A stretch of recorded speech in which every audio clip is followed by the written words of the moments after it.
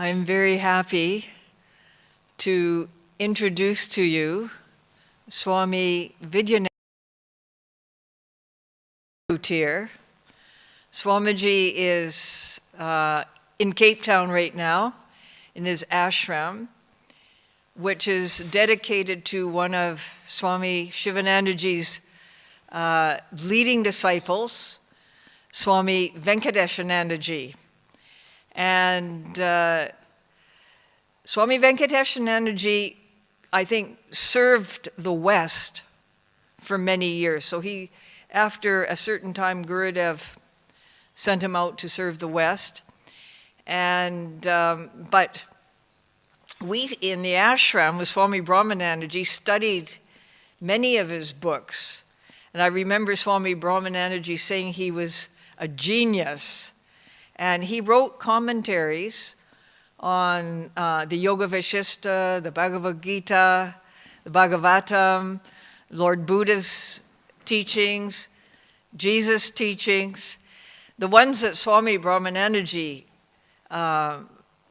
really loved was the Yoga Vashishta. We did that so many times, but also the Gita and the Bhagavatam. And we have had Swami Vidyanandaji speak since COVID times and have really, really enjoyed his talks. And he is speaking on the 29th, which is the birth anniversary of Swami Venkateshanandaji. So it is a very auspicious occasion for them. And in fact, they're right in the middle of their program right now. And his speaking to us, he's also speaking to the crowd there who have gathered together to celebrate Swami Venkateshanandaji's birthday. So welcome, Swamiji. I'm so happy you were able to come, and especially on this auspicious day. Hari Om. Hari Om Swami Amritananda Mataji and everyone there. Yes, thank you so much for including again Swami Venkateshananda's birth anniversary in the Shivananda Ashram retreat program. We feel very happy about this. And I'm also feel very honored to be invited again to share something, especially on the being sort of on the panel, one could say, of our senior Swamijis. It's a great honor and privilege for a small fry like me to be part of this. So thank you so much. And yes, I have to kind of keep in mind that I've got our friends here, so I'm going to have to look at the screen and also look at them. So please forgive me if I get caught up in any one frame. Yes, let me start. Om. Om.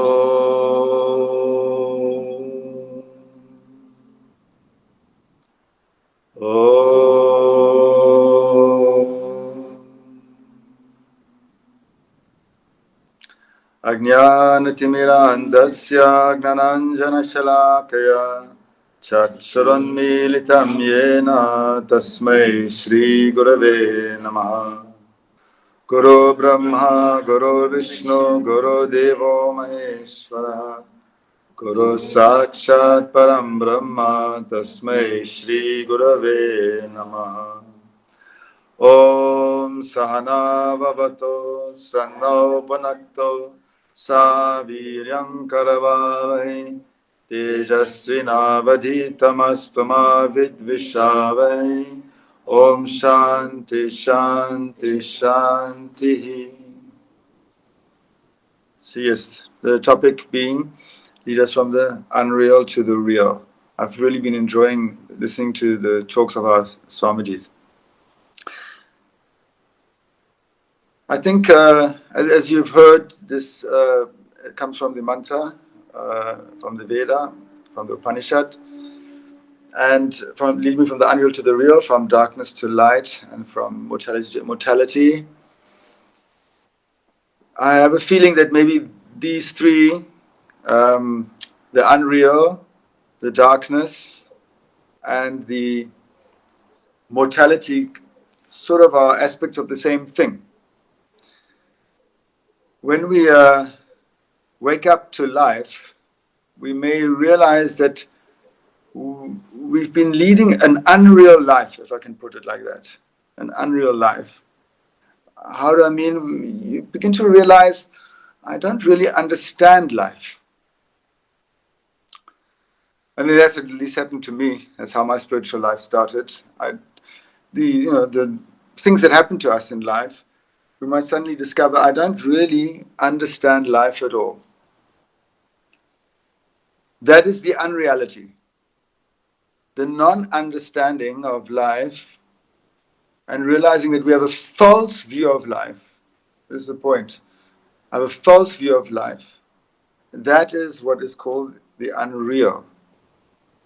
And at the same time, there's a feeling there must be something real. There must be a real knowledge, a true wisdom of life.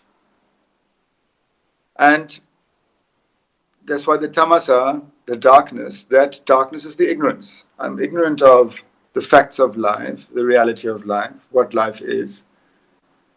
And the death aspect is, of course, not only death, but the suffering, the sorrow, the misery, the pain that goes along with the wrong knowledge of life. The point being that we have a wrong knowledge of life. We don't understand life at all. That's why we make it a mess. We're very good at it. And not only us, also those people that we often consider to be experts, they also may have a wrong knowledge of life. Why do I say that? In the Yoga Sutras, there's an interest. It starts off with, talking about what yoga is, and when there is true yoga, then there is knowledge of the self. That means real knowledge, the reality. If we do not, if we're not in yoga, if we're not self-realized, then we are caught up in thought. And then the Yoga Sutras describes these different types of thoughts. Interestingly, one of them is called real knowledge, or right knowledge rather. They use the word right knowledge. What we consider to be right knowledge, actually according to the Yoga Sutras, falls under the realm of ignorance. Therefore, the unreal. So even people who are experts really do not necessarily understand life. They may understand some aspect of something that they've studied, but do we understand life? So that is the unreal. And the prayer is lead me from the unreal to the real, which implies that I am needing some help. Otherwise, why do I say lead me? Why do I pray to someone? I realize I don't have the right knowledge. I am caught up in illusion, so to say. We may not use these words, of course, at the time, but that's really what it is. And there's an understanding I need some help. I need someone to guide me. That is when we look for a guide, a guru, or a teacher, someone, a wise person, an elder, someone who we feel knows about life, who has got the knowledge. We may also resort to books, of course, but ultimately, really, we would sit at the feet of a guru. That's when we come to the ultimate sort of point of stepping out of the unreality. In the meantime, we may also not have a particular teacher. We may resort to various teachers. But the point being, we seem to need some external help. And this is also brought out often in the teachings of Swami Venkateshan and also in a scripture called Yoga Vasishta, where the spiritual path or the factors that are involved in the spiritual path involve grace. And in this case, we could say the grace is that external help. Grace coming in the form of a teaching, coming in the form of guidance. And all our Swamijis in the Shivananda ashram have, at least Swami Shivananda is the guru, direct, if they were direct disciples, or some of us were disciples of his disciples, or some may even take Swami Shivananda as their guru, even though they never met him. maybe they're of my generation or so, but they feel connected to him in some way. But the guidance comes. We need guidance, so that's the grace aspect, and then self-effort. These two combined is what is part of the spiritual path, is the movement from leading a life of wrong knowledge to entering into wisdom. I will call the real wisdom, a true understanding of life. Life, unfortunately, we consider life in a very limited way. We consider life as the life I'm leading. There's me and my life that I'm leading. But I'm using the word life in the most comprehensive way, which includes me, it includes my life, it includes nature, it includes the universe, and what we call God. All of this is included in the word life, because once we begin on the journey, we begin to realize we cannot compartmentalize these things. There's not really a me that is separate from life, and life separate from what we call God or consciousness or the supreme being. It's all one, as we know. So that's what I would consider the real, which is also the light of wisdom and the immortality, which is, of course, in that, if we look at it, as we've been told, and as we realize ourselves, we're seeking an eternal happiness. Why? I'm struggling with life, and what do I want out of life? I really want to be happy, I want to be content. That's maybe the immortality aspect. So we need the teacher, the guru, some teaching, some guidance that helps us in our self-effort. And of course, the self-effort is most important. There is even self-effort when it comes to the guidance of the guru, because, and this is something that Swami Venkateshwara often highlighted, is that one has to be a disciple. And the disciple has various qualities, one of which is receptivity. If I want to learn from you, I have to be receptive to you. If I come with my own ideas, what should I do? And you say, you should do this. I say, no, don't you think I should rather do that? Why come to me? I will only go to somebody for help if I'm receptive. Otherwise, it's pointless. So there has to be receptivity. And that receptivity has to be very, very refined, because I have to understand you. You're using words, and I have to understand the words that you're using, the concepts you're using. And I have to understand the spirit in which you are conveying your message to me. How do I know what you actually mean? So communication is very important. Swami Venkateshwara pointed out communication means to commune, to become one. So the disciple has to become one with the teacher, with the guru. Even if the teacher is not enlightened, the student still has to become one with them, because you have to really enter into the heart and mind of the teacher and the guru to really understand what it is that they are telling. Otherwise, how do I know what you really mean? I hear the words, but maybe I have a wrong usage of the words. Words are a problem. They are the means of communication. They're the means in which the teaching is conveyed. They are the way, usually, how guidance is given. There are other ways, of course, but this seems to be the dominant way. But the words are a big problem. How are words a problem? This I want to illustrate with a story. Some of you here are familiar with this story, but I love this story.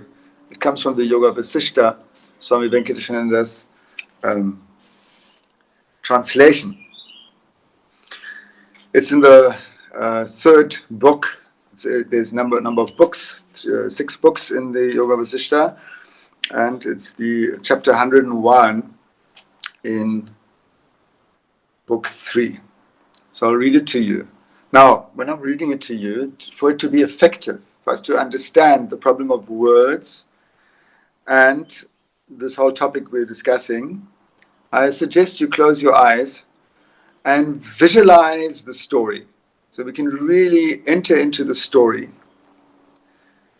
Vasishta continued, to illustrate this, There is an interesting legend. Kindly listen to it. A young boy asked his nanny to tell him a story, and the nanny told him the following story, to which the boy listened with great attention. Once upon a time, in a city which did not exist, there were 3 princes who were brave and happy. Of them 2 were unborn, and the third was not conceived. Unfortunately, all their relations died. The princes left their native city to go elsewhere. Very soon they fell into a swoon, unable to bear the heat of the sun. Their feet were burnt by hot sand. The tips of grass pierced them. They reached the shade of 3 trees, of which 2 did not exist, and the third was not even planted. After resting there for some time and eating the fruits of those trees, they proceeded further. They reached the banks of 3 rivers. Of them 2 were dry, and in the third there was no water. The princes had a refreshing bath and quenched their thirst in them. They then reached a huge city, which was about to be built. Entering it, they found 3 palaces of exceeding beauty. Of them 2 had not been built at all, and the third had no walls. They entered the palaces and found 3 golden plates. 2 of them had been broken into 2, and the third had been pulverized. They took hold of the one which had been pulverized. They took 99 minus 100 grams of rice and cooked it. They then invited 3 holy men to be their guests. Of them 2 had no body, and the third had no mouth. After these holy men had eaten the food, the 3 princes partook of the rest of the food cooked. They were greatly pleased. Thus they lived in that city for a long, long time in peace and joy. My child, this is an extremely beautiful legend. Pray remember this always, and you will grow up into a learned man. O Rama, when the little boy heard this, he was thrilled. I don't know whether we are thrilled or puzzled. I love this story.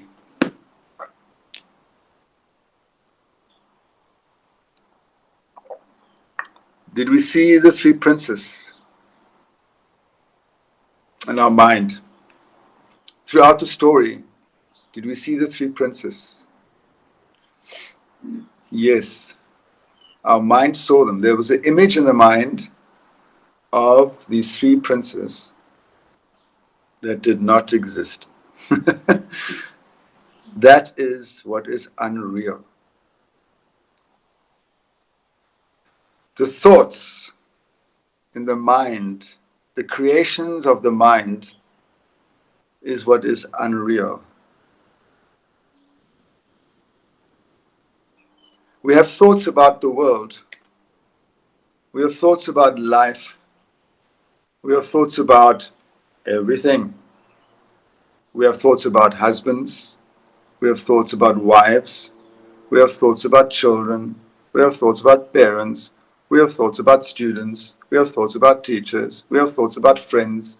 We have thoughts about employees, employers, colleagues, friends, pets, everything. We have thoughts about them. And we live according to those thoughts. When I look at you, I don't see you. I see you through the lens of my thoughts. Some thought is going on about you. Maybe, well, even the first time we meet, already there will be some thoughts, right? You're Indian. So I've got all thoughts about Indians. And you look at me, whitey. You got all thoughts about whiteys. Whitey is a South African term. You've got all thoughts about that. First time we meet. I don't see you, and you don't see me. We see each other. What we're actually seeing is our thoughts.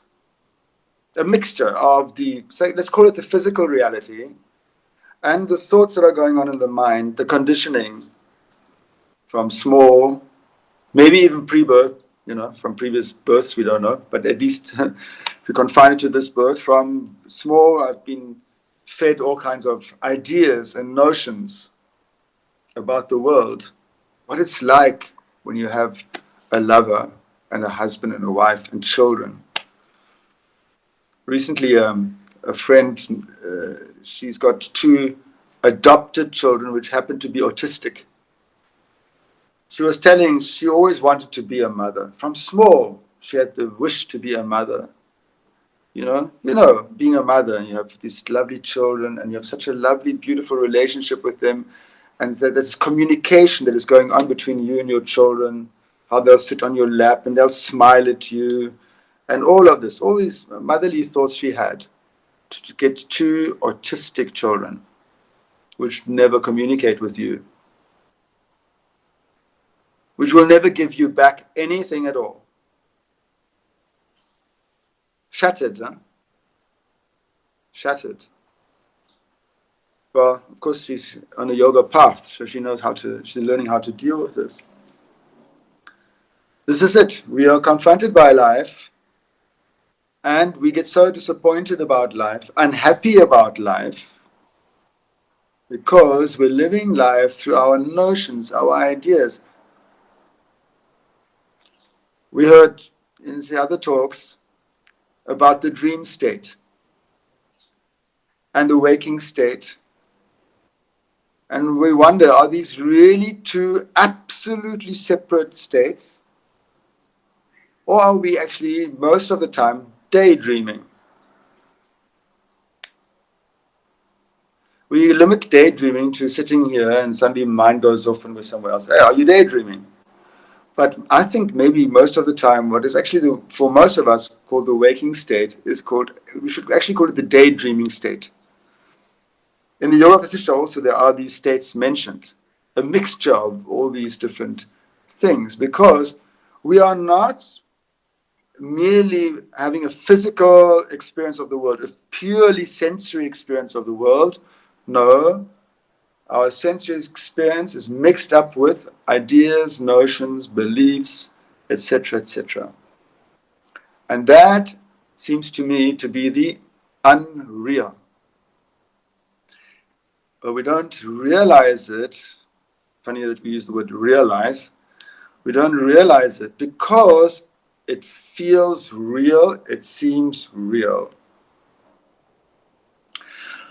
Not only do we have ideas about the world outside, we have ideas about ourselves. Even what we call the me, the I, is all ideas and notions I have about myself. I don't even know who I am. It's funny, eh? I want you to accept me as I am, but I don't even know what that means. I don't even know what I am is. I have ideas about myself, and actually I would like you to accept my ideas about myself. That's really what it is. But it's ideas I have about myself. So I'm not even being real to myself. I'm living in my own little bubble about myself. As we heard the other day, when we dream, there's a me in that dream. When we dream of ourselves, the me in the dream, that is an image that I have produced about myself. Is it not? Am I producing an image now even? Is it possible even that the way I am is actually according to the images I have of myself?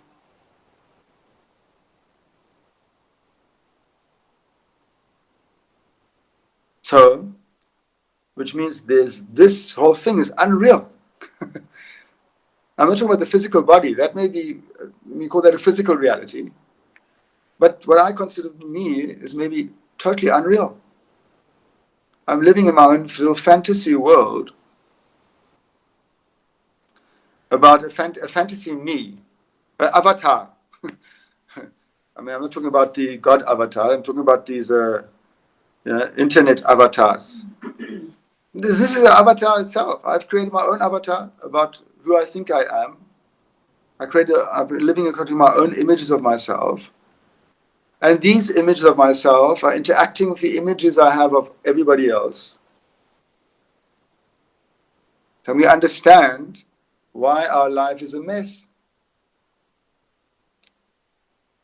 Why the world is even in a mess? Because it's all images, images, images, images, images.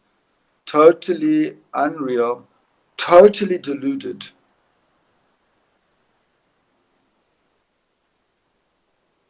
Seeing what is not, as the story points out. So when we when we realize this, it's a little shock to the system. And that is brilliant. Because when we are shocked, we may wake up.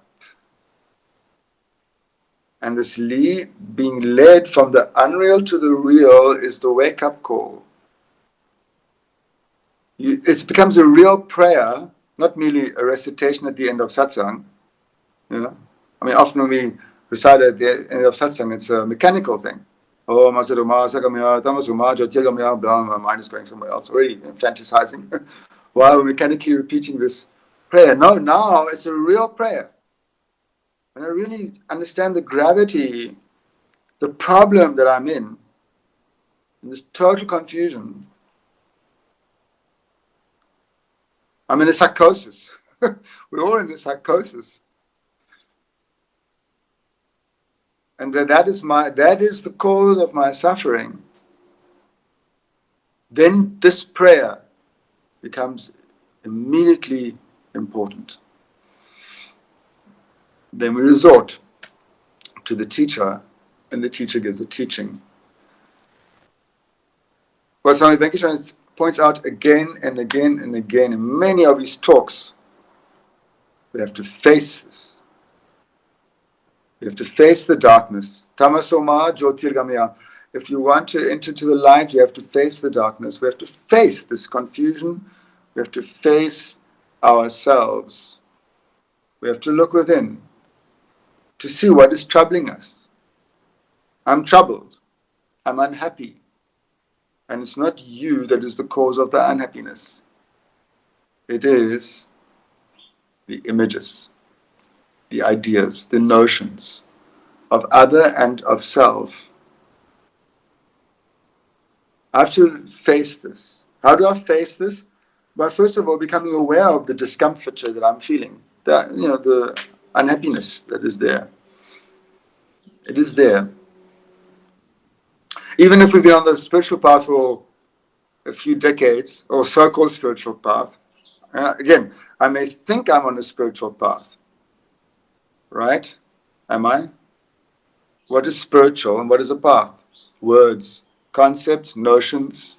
Am I deluding myself even now that I'm thinking I'm on a spiritual path? I have an idea of what it is. Huh? So, first I have to face this. This is the problem. Then begin to understand what these images are and what they are made of and from where they are coming from. Not in terms of time. Maybe I have got a negative self-image and now I want to go back in time. I've got a self-negative image because my dad used to always, tell me how stupid I am. No, that's not what we're talking about. We're not looking at the origin of the image in time. The image arises, the image is not there all the time. Sometimes I think I'm a great fellow also.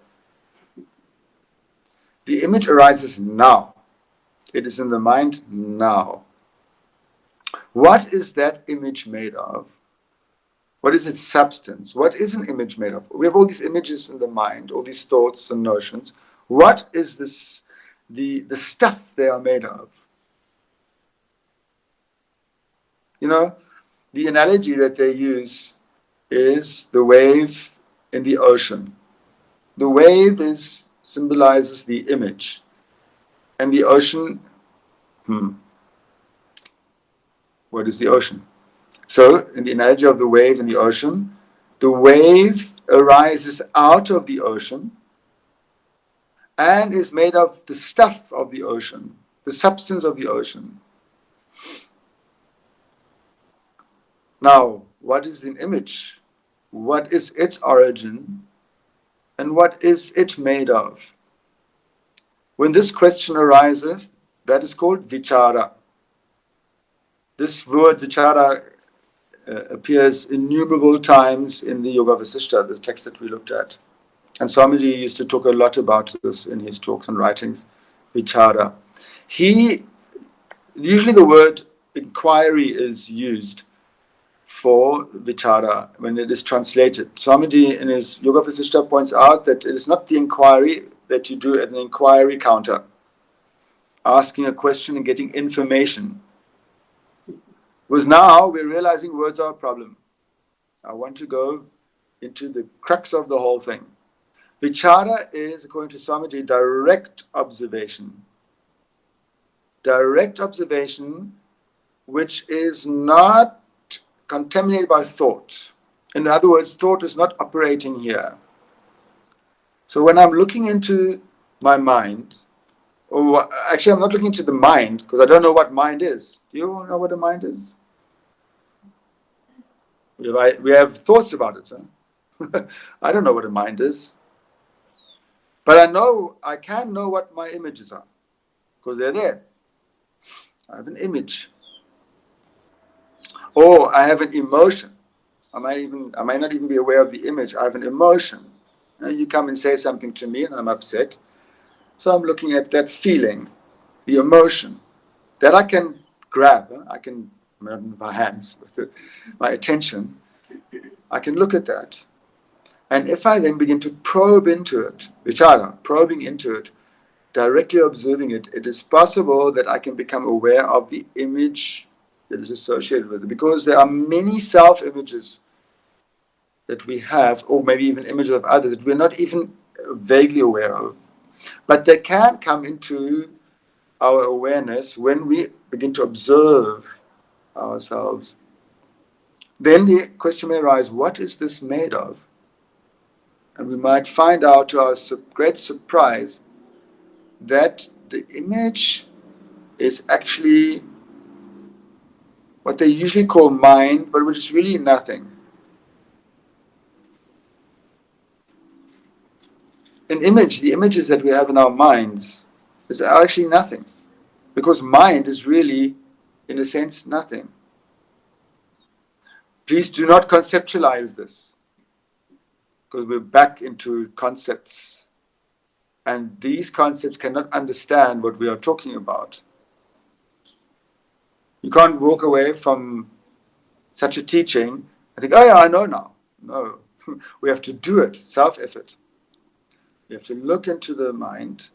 And I'm just now sharing what Swami Venkateshan talks and teaches, what will happen when we start investigating into the mind, is that we begin to become, that actually these images just dissolve. They just dissolve because they're really nothing. How powerful these nothings are. You realized that earlier in the story, how powerful nothing is. There are no princes, but I see them. Oh, and I can feel the heat under their feet and the prickling in the grass, although they don't exist. So the mind conjures up an image, and it has an actual effect that we experience. That's the amazing thing. That's why we say, oh, but this is real. Even in our dream we have experience, but it's all unreal. So these images have a power, but when we realize their true nature, gone, nothing. And what remains is what we may call the mind or chitta. We may call it the mind or chitta. That is what remains. And that is of the nature of bliss. So strangely enough, just behind, so to say, not physically or spatially, but factually, just behind that image is the bliss, is the reality. And not quite, almost. So when we investigate into the nature of all this delusion, probing into it, we may discover that it's actually really nothing. Bliss remains, and there's the I that experiences that bliss. Then we have to investigate into what is I. The I am, or the I that is the observer here. And then, according to Swami Venkateshwar, when that is done, then with grace, the I dissolves, the false I dissolves, and pure being, pure consciousness remains, which is, of course, what the reality is, what the light is, what the immortality is.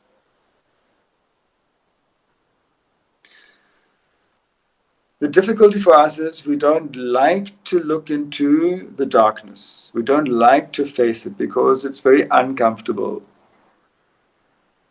So we shy away from it. When, unfortunately, or when actually the reality is really quite near. Even just contemplating this teaching, we can realize how near the reality is.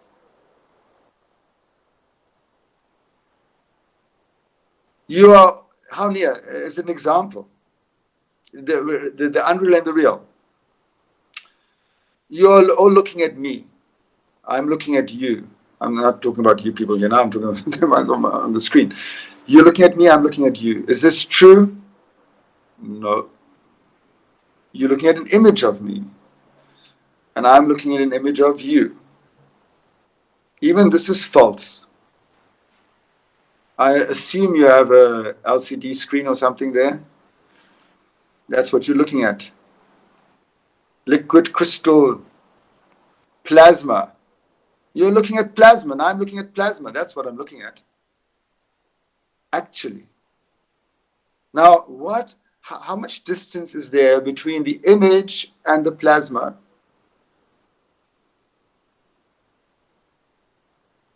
None. The image is within the plasma. The image is made of the plasma. The plasma is the substance of the image. The plasma is the origin of the image. If we could probe through the image, we'd see the plasma. The plasma of consciousness. The plasma of consciousness gives rise somehow to these images. It gives rise to an I. It gives rise to these images. The images are made of that.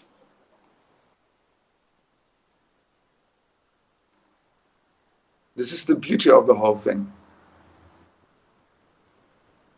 It is said then that when this is realized, the plasma or the consciousness does not cancel the images. The mind still functions, but now it is sane. Truly sane, not what we think is sane. Because we realize our sanity is really quite insane. There's real sanity. So of course, yes, in the enlightened one, we can see, even if we don't have a personal experience of it, but if you've met enlightened beings, there's still a mind that is functioning. But it is not deluded by these images. It has a proper, clear understanding of everything. There's clarity. The mind still functions. Krishnamurti pointed out, of course, certain things are still, certain memories even are still kept. A memory how to drive a car. You can't, every time you want to drive a car, you have to now learn how to drive a car. So other memories can be wiped out. What you did to me yesterday, I can wipe that out. Why must I hold on to that? That creates an image of you. How you treated me yesterday is a memory. That memory is an image of you. And I treat you according to that memory. Depending on the experience, I'll either smile when you walk at me, or I might not want to frown because I'm a yogi. So I might put on a fake smile and greet you, but inside it's a. These memories can be discarded through this process of vichara, through direct observation, direct inquiry into what seems to be real now. These images, the way I'm experiencing myself, that seems to be real now. But when I inquire into it, it will be seen as unreal. In fact, when you really, really even just get into to see an image in yourself, an image that you carry, you realize the falseness of it. No one needs to tell you it's false. You realize it. And the moment that is realized, the power of it is removed. It will no longer have any control over you. Even if we are not able to take the vichara any deeper, because sometimes we may not have the capacity, so we may not go to the ultimate reality, we may not have discovered it, but we can free ourselves of many images. That itself is freeing to some degree. We might not have experienced the ultimate freedom, but we can be more and more free of these images. That is absolutely possible and can be done. So this seems to be the journey from the unreal to the real. First, realize the way I'm leading my life is unreal because I'm leading it through the mind, which is full of images. When that realization happens, we ask for help. Lead me from the unreal to the real. Please help me. We get some guidance from somewhere. And then, of course, we now discussed a little bit the guidance that we may get from someone like Swami Venkateshanda, which is inquire to directly observe the mind. Look into these images. Try to discover what they are, what their substance is, what is their origin. Just see the origin of the wave and the substance of the wave is exactly the same. So it's just whether the question is framed this way or the question is this way, it doesn't really matter. It will lead us to the same thing. You may want to go to the origin of an image, not in time, in the mind, in the fact. Or you might want to ask what it is made of, whatever. Any such question can arise in the mind. That will lead to this vichara. There is a problem. Sometimes the mind suggests things because we've read so much. So when we start looking at these images, the mind may suggest various ideas. These we have to discard. Why? Because there are ideas. Again, there's still ideas. Freud said this, Jung said this, Swami Venkateshwara said this, so-and-so said this. These are all ideas. And ideas cannot know other ideas. Notions cannot know notions. So these have to be discarded, either by countering them with counter-arguments until the mind becomes free of all thought and can directly observe, or if it's possible, even just to let them go until the mind is free of thought and your whole being is totally observing the mind, inquiring into the nature of the mind. In other words, inquiring into the nature of the unreal. That will lead us to the discovery of the reality. But that final moment where the veil, so to say, is lifted, that is God's grace or Guru's grace. The I cannot lift itself. I think one of the Swamijis mentioned the other day, we cannot dismiss ourselves. You cannot make yourself, I must get rid of the I, this ego, I must get rid of it. What's the ego? It keeps itself alive by trying to do so. You inquire into the nature of it. Sure, you try to see what it is, but that final removal is God's grace. So again, as in the beginning, as in the end, two factors, God's grace and self-effort. That will lead us from the unreal to the real. Om Asatoma Satgamaya Tamasoma Jyotirgamaya Mrityoma Amritam Gamaya. Om Shanti Shanti Shanti. Thank you. Thank you so much, Swamiji. As always, your talk was so wonderfully unique, clear, and complete. And really, so much representing Swami Venkatesh, way Swami Venkateshanandaji taught. So I'm sure everybody really appreciated it. I certainly really appreciate it. Thank you so much. And do you have any time for questions, if there are any? Yes. Oh. Yes, we can. Yes. Yeah, we can? Yes, okay. Does anybody have any questions?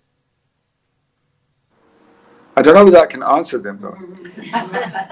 Well, it was so complete that maybe there aren't any questions. I don't know. Oh, does anybody have any question? Oh, yes, good. Yes, Satya may have to come up.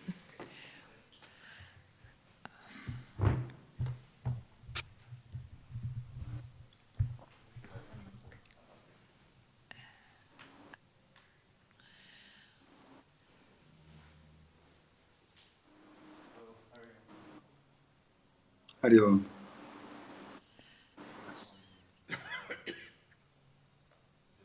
Microphone issue. First off, yes, thank you very much for that talk. I found it very direct and to the point of the unreal. My question is maybe naive, but I'm raising it anyway. Sometimes after a recognition of that unreality, at least in my experience, perhaps I go to sleep and the next morning the unreal rushes back and I'm kind of like, I'm in an experience of craving or kind of clawing back the recognition of the unreal.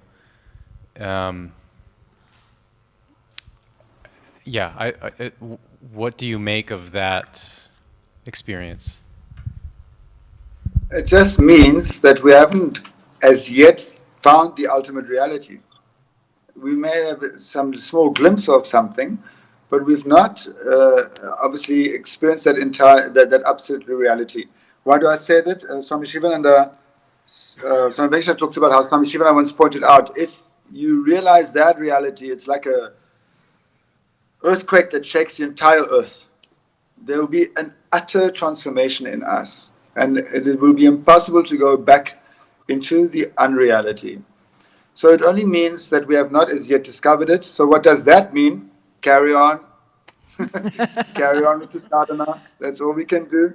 We can only keep at it, keep at it, keep at it, keep at it, and never give up. Yeah. Never give up. This is the whole thing. We talk about this in 45 minutes and we sound like we know everything and we got it all made. It's not quite like that. We have to keep at it. You keep the teachings in mind and let them guide you, and you just keep at it and do the best you can. And by God's grace, one day it will happen. That's all I can say. Thank you. Thank you very much. Dave. I'm reminded of this one story. I really love it. You know, someone is trying to break a big rock with a pickaxe and is hammering that thing and hammering that thing. He's hit it 99 times. He's fed up. Someone says, just give it one more try. 100th time the thing breaks. This is the thing. So perseverance actually is an absolute necessity in the spiritual path. You know, it's not instant coffee. In some cases, it has been instant coffee. You get like a Ramana Rishi, that's instant coffee. But for most of us, it seems to be a long brewing that has to go on. So just keep at it. Yeah. There's another question coming, Swamiji. Okay. Swamiji, nice to hear you again from many years ago. Would you say that grace comes from karma, then? No, grace is God, independent of the karma. But karma does have also an influence. I didn't mention it's actually the third factor. So there's the but that is more to do with the our daily life experiences. So karma, of course, is what we call destiny. Our destiny now, how our life unfolds, is based on our karma. But enlightenment, I would not say that that is due to karma. That our enlightenment, someone's enlightenment is due to their karma, because karma is action, and enlightenment is beyond action. Thank you. So you were talking about. But our life. Even an enlightened person will still have a karma. The prarabdha karma will continue, but they will live through that in an enlightened manner. So enlightenment doesn't mean you don't have problems. You might still encounter problems, but they will not be problematic because there's no images. Yeah. Sorry, yes, you had another question? Well, just that you had talked about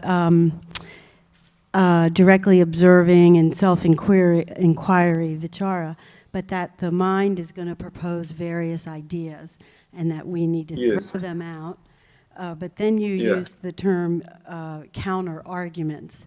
I mean, the only thing that's we another. have Sorry. Oh, that's breaking up. I'm sorry. Is that better? Is that better? Yeah, yeah. The only thing we have is the mind, right? So somehow we have to discriminate between a counter argument versus a notion. So, okay. So when I'm trying to observe the mind now, or the thought or an image or whatever it may be, then what often happens is that the mind suggests an answer to this question, right? So now we have to, if we're using the counter method, then you have to counter that thought. Then in the countering of that thought, with the opposite kind of thought, this thought will be dispelled. And as long as the various ideas come up, we have to keep countering them until, Swamiji calls it, you come to your own conclusion. The mind comes to its own conclusion, which means thought ceases. When you keep countering your ideas, at some point the mind gives up, and then it becomes still. So you're not entering into these notions, you just keep countering because they're coming up. As long as there's notions coming up, counter them with an opposite, and they will cancel each other out, so to say, and then at some point there will be no mind. That is what Swami Venkateswaran was suggesting. Either that, or otherwise just keep discarding any thoughts that come up. Wonderful. Thank you so much.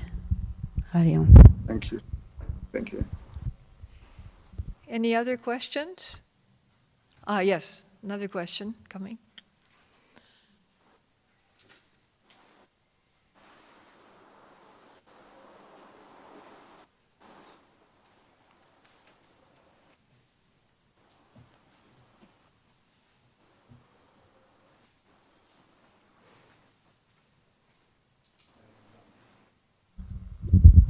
Hari Om Swamiji, can you hear me? Yes, I can. Thank you. Okay, thank you. It's a fascinating discussion, but at some time, the problem seems very hopeless that ultimately we are limited by the mind, and mind always throws ideas. So we... Okay. So we actually see and experience and feel only limited by what mind tells us. So all of that construes to be unreal, and which kind of makes us feel that mind is our enemy. But if you look at the Bhagavad Gita, if we have to make the mind our friend, ultimately this is only through that friendship we learn even the knowledge that comes is only in the mind.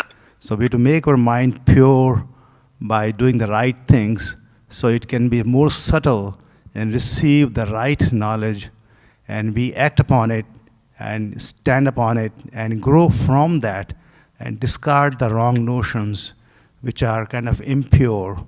So you mentioned about Patanjali Yoga Sutra, that mind is always flowing with the vrittis.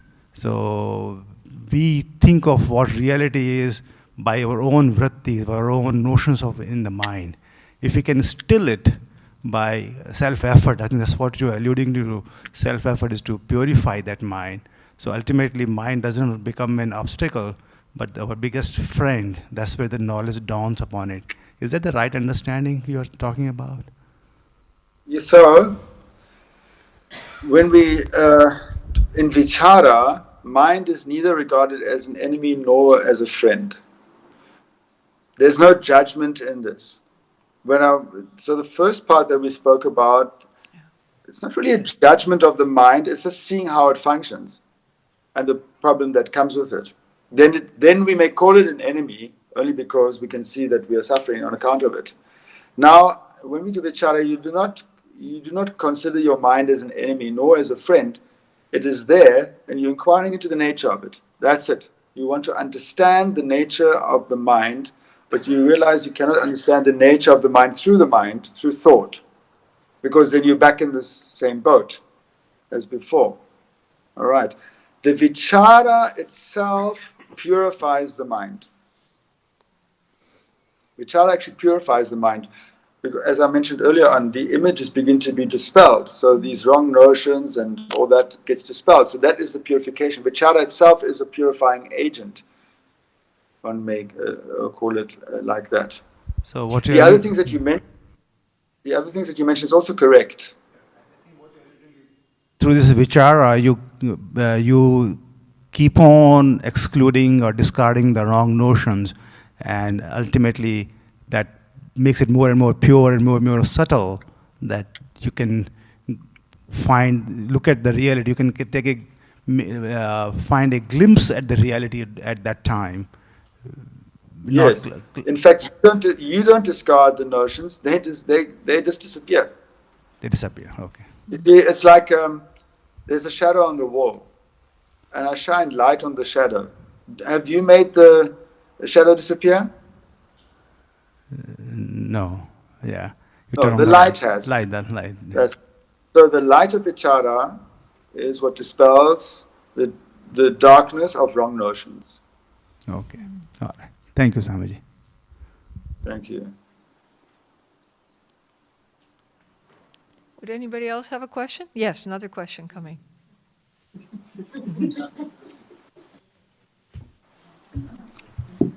Huh?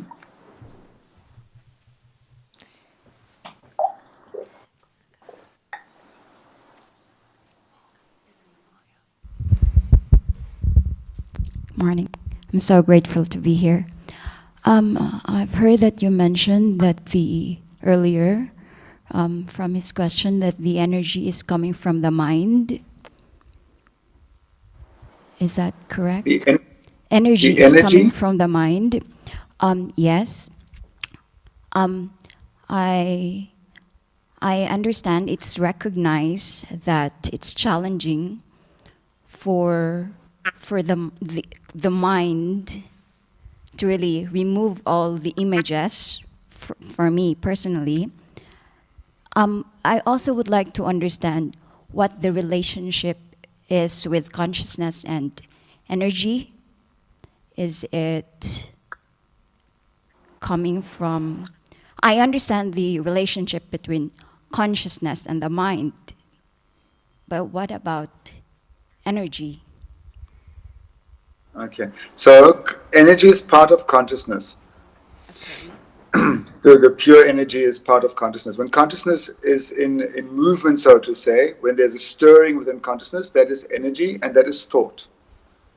So is it a very useful tool to get into that state, on that path of getting into enlightenment? Yeah, of course, because then you are sane.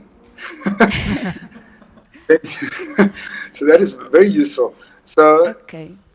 So energy is not coming from the mind, definitely. No. It's not coming from the mind. consciousness. Consciousness is the source of everything. So when you're at the source, if you are established in the source, we can appreciate that then life, however it unfolds, will be lived wisely. Right? Because the consciousness is the source of everything. So if you're at the source, then you are never overwhelmed by anything. Yes, but sometimes I also get that you could like intensify the strength, that energy in the field, and then you could like reach that kind of bliss. But I also notice that sometimes it's coming from that the mind itself could strongly and easily create that boof. Here I am. Yes, of course. Yes. That is a problem. When Yes, the it's a mind problem. creates It's quite challenging. Yeah, but now you know the problem. So you're not going to get caught. Right? So, because you know the problem, so you're not caught. Okay. If I know the So what problem, do I I can't do? get caught. So I don't know what sadhana you're doing, because I described a particular type of sadhana. So I would have to know what sadhana you're doing, and I don't know whether we've got time to go into that. You have a teacher who's teaching you whatever you're learning? No, right now I'm just practicing. I'm doing the Reiki and just mastering the energy. So I'm kind of like I'm just getting. I'm understanding the flow. I don't know. I don't really know. Okay. So you're practicing Reiki. Yes. I don't know anything about it. So my suggestion is you should go to a Reiki master.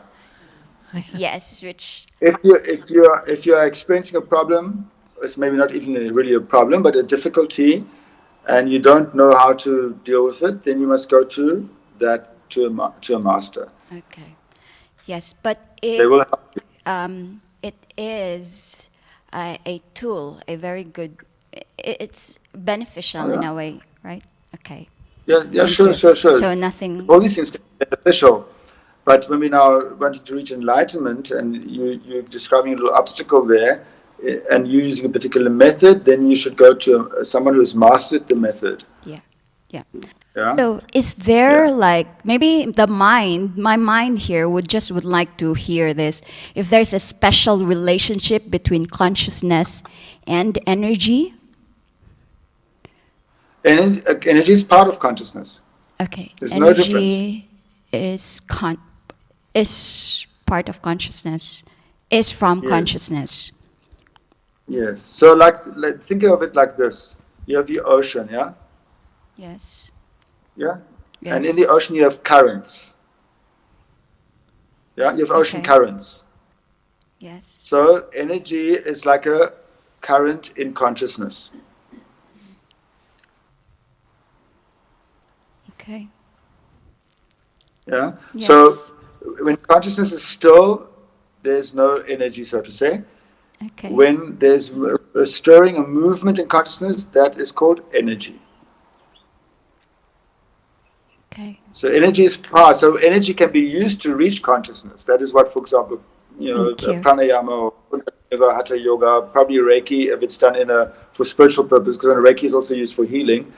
But Yeah. if it's used for like in the tool of enlightenment, I don't know whether it is Yes. used for that, but if it is, then that energy should help you to reach consciousness. The only thing is, of course, you must make sure that your mind is not suggesting things and creating things. Yes. Yes. How to overcome that? Go to your teacher. Thank you for the light. Blessing. Okay. Thank you.